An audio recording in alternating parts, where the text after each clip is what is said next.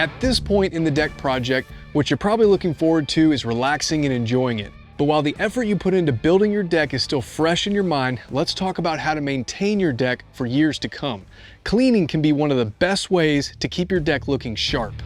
Start by removing any leaves or debris from the deck before you clean it with a stiff bristle brush and a cleaning solution that is made for decks.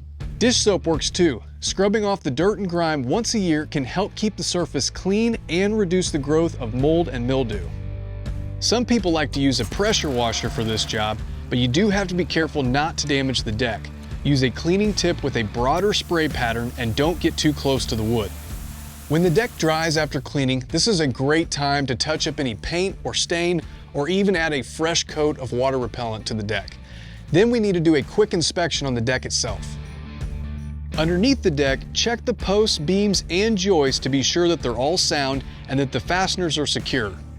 On top, there shouldn't be any sway or sagging in the deck boards. Then lean on the railings to ensure they're secure. If you see any screws that have worked their way loose, drive them back down or replace them completely if they're rusty. This simple inspection, along with some minor maintenance, is going to give you peace of mind and years of enjoyment from your new deck.